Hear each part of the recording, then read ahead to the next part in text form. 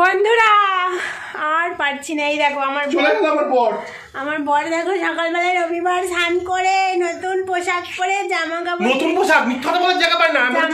কাঁচা জামা কাপড় মানুষ পরবে না ব্যাপারে বলে বলে নতুন পোশাক দাড়ি ফাড়ি কেটে বাবা সেই রাত্রেবেলা আসবে। এইটা দোকানে নিয়ে যাবে। একবার তো সারিয়েছিলে।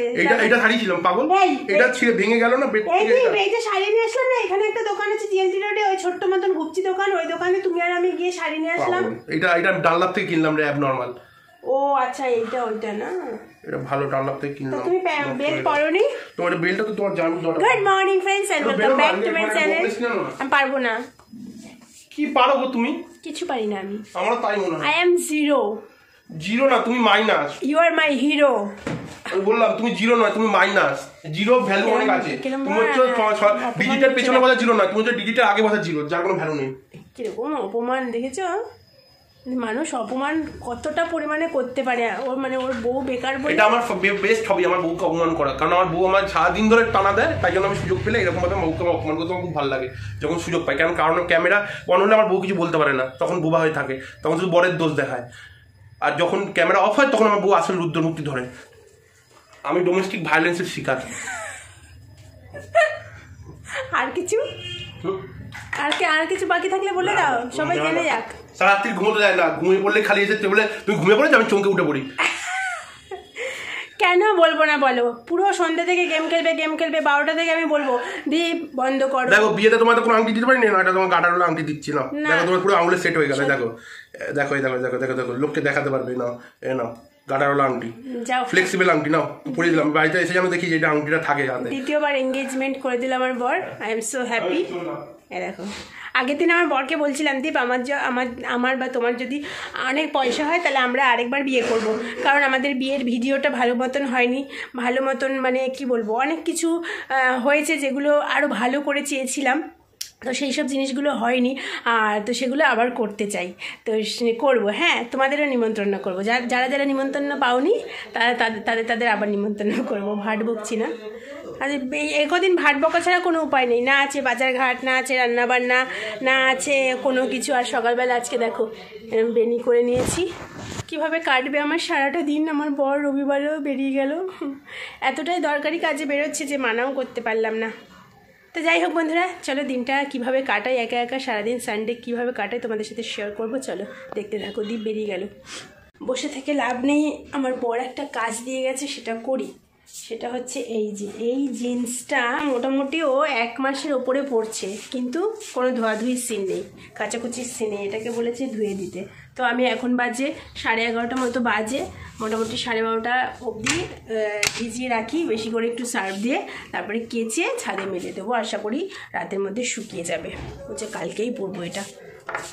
জল দিয়ে ধুয়ে দিতে বলছে। জল দিয়ে ধুলে কি আর এত ময়লা যায় বলো? 1-1.5 ঘন্টা একটু ভিজিয়ে রাখলে তাও নোংরাটা যাবে, পরিষ্কার হবে আর কি। চুলকি ছাউতে তলে মোহব্বত মুঝে মিল গই। একদম সার্ফ দিয়ে সাদা করে দিয়েছি, নাহলে না পরিষ্কার হবে না। কি নোংরা হয়েছে জিন্সটা। ওখানে ব্রাশ থাকলে জামা কাপড় কাচার না একটা ব্রাশ কিনতে হবে। বাপরে বাপরে বাপ।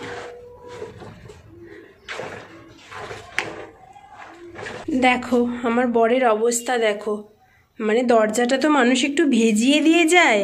ভাবো তো কেউ এরকম করে বলো? কুকুর বিড়াল তো ঢুকে যেতে পারতো। আমার পায়ের জুতোটা দেখো খালি। ও কাকু 2 কিলো আলু দাও তো। 2 কিলো ভালো হবে, দাও।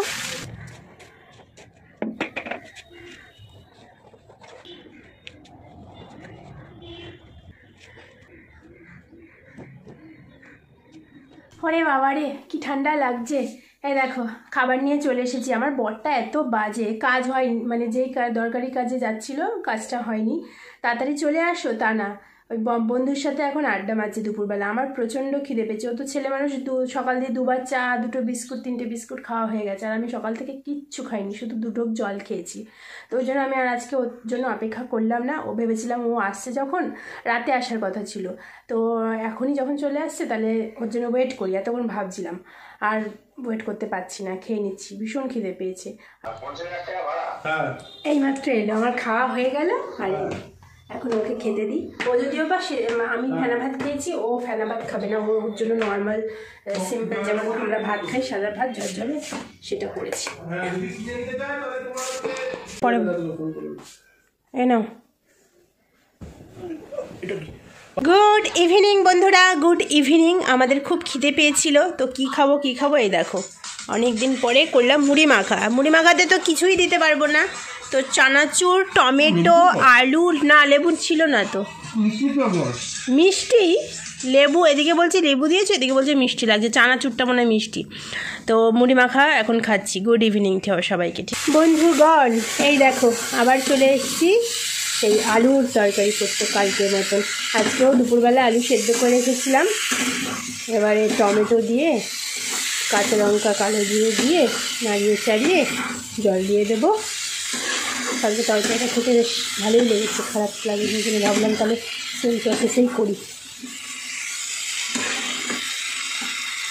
हो गया। তরকারি করে ময়দা মেখে তেল কড়াইতে দিয়ে সমস্ত কিছু রেডি করে চলে এলাম। এখন বাজে 9:17।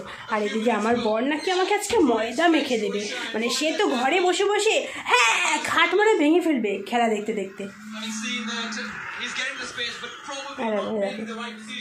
দেখো না